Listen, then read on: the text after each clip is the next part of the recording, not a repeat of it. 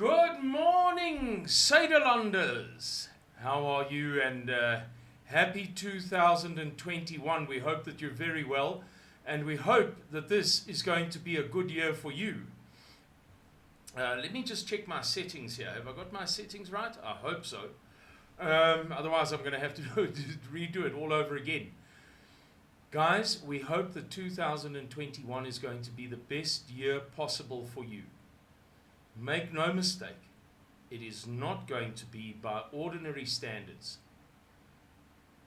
by the standards of recent history, if you like. A good year, but may it be the best year possible for you. I've told you in previous videos about two Americans who sent me some messages in around about July, if I'm not mistaken, within about 10 days of one another, saying, you Saitlanders are looking right now like the cleverest people in the room. In other words, so much of what you forecast in recent years has panned out to be true that, you're looking good for it. And about a week and a half ago, in late 2020, another American guy sent me a message saying, I was at a speech you gave in 2017. And he said, at the time, you gave a description of how these things will develop in the world. Excuse me. How this sort of universal crisis will emerge. And he said, it's unbelievable that you could be so spot on.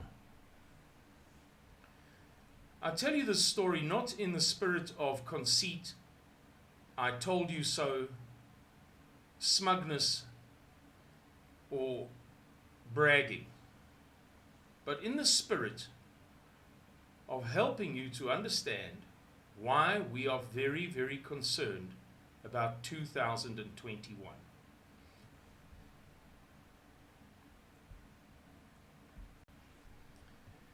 There are certain features to what is developing in the world at the moment that are quite unmistakably ominous. And in most cases, those features, those developments are well advanced. Therefore, the likelihood of them manifesting fully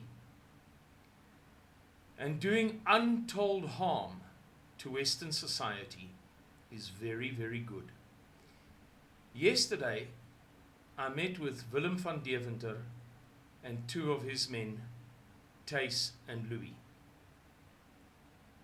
And I said to them that even if half of the threats to us, to our culture, our people, our way of life, our economy and so on, I'm speaking now of the entire Western world,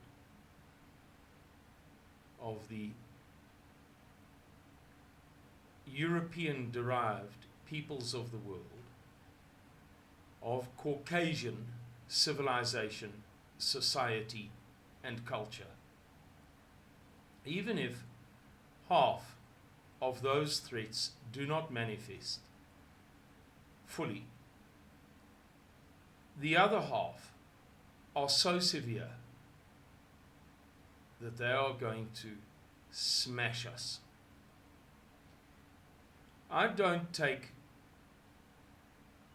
pride, I don't get pleasure out of constantly giving you doom and gloom messages. But the reality is that we are living in a tremendously difficult time. The reality is that there have been few times like this in the history of the world, certainly in modern history. Excuse me. There have been few times during which an entire culture, an entire civilization was threatened all at once. Therefore, I must give you these messages. I must relay the concerns of Mr. Miller. I must articulate what it is that is on Suidlanders as an organization, Suidlanders' mind. Excuse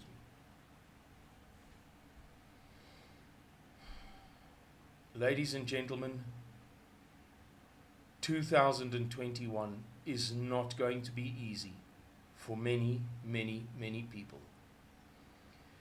Some of you may be aware that for almost a year and a half, we have been talking about a tremendous threat to the global financial system. You will remember that we spoke in December of 2019 when I was in Europe of, what is the man's name? Oh, dear me, I would go and forget it. The architect of the central pillar of the global financial system, saying that it could all crash, at any day now. We told you in early 2020 of the tremendous concerns and the blunt language of some of the world's richest, most successful people concerning this financial crash. Guys like Ray Dalio and Scott Minerd and Paul Tudor Jones and Jeffrey Gundlach and Steve Eisman and so on and so forth. Those concerns and fears have not gone away. In fact, if anything, those self-same people are more concerned than ever before. All that has happened is that the final crash, if you like, has been allayed. It has been deferred. It has been kicked down the road. Delayed, if you like.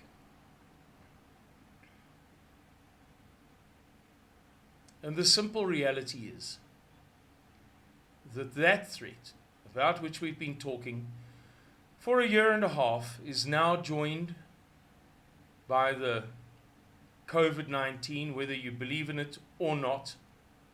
As I have been saying to people, I dismiss the traditional narrative of COVID-19 as it has been presented to us since the 31st of December 2019 through January, February and March and so on.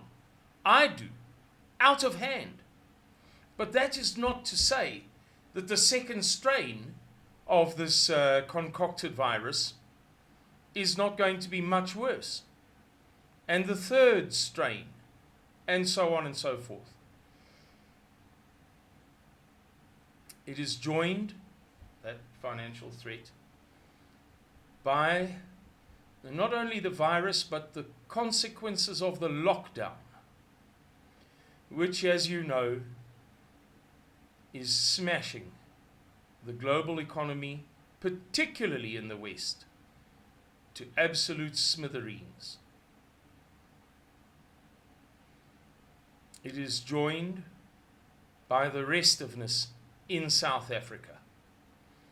Yesterday I read a report by, or an article on a report by a Peter Maritzburg-based non-governmental organization which tracked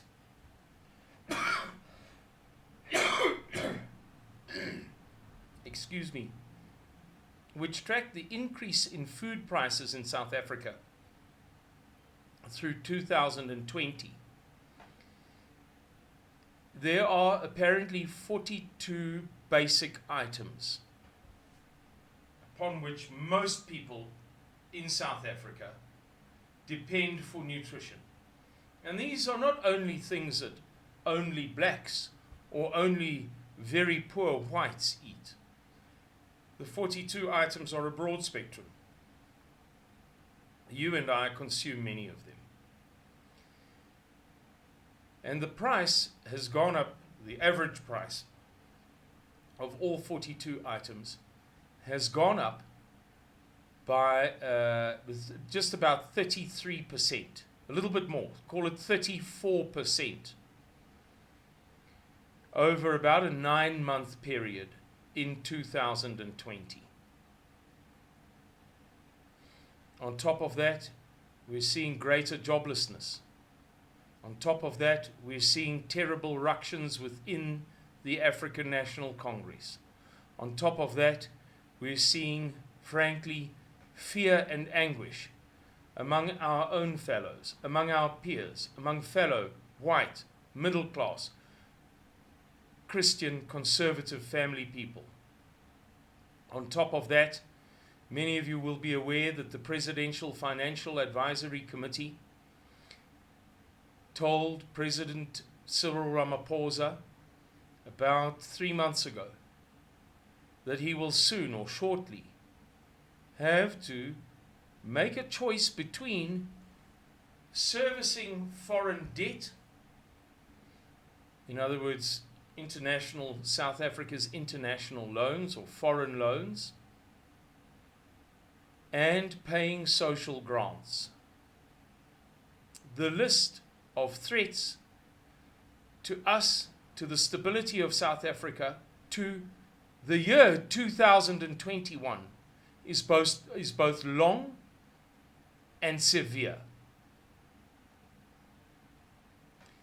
So we don't expect that it's going to be hunky-dory. But this salutation to 2021 video is meant, ironically enough, to encourage you to believe that there is hope, especially when you can see what is the threat and you endeavor to do something about it. As Oomsina van Rensburg said, whether you're an Oomsina fan or not, this is the last word in common sense, if ever there was a last word in common sense. He spoke about how bad things were during the rebellion. I believe that it was with regard to the rebellion and not the Boer War. He said things were so bad that he could not see his horse's mane as he rode it, metaphorically speaking. There was so little hope, they were so much in despair. He said, however, the times that lie ahead are so dark that I cannot see my hand in front of my face. However, for those who know, it will not be so bad. Because those who know what is coming must do something about it. If only position themselves and nothing else. Thank you for listening. I'm sorry that the opening notes of 2021 had to be so negative, but it would be very dishonest to pretend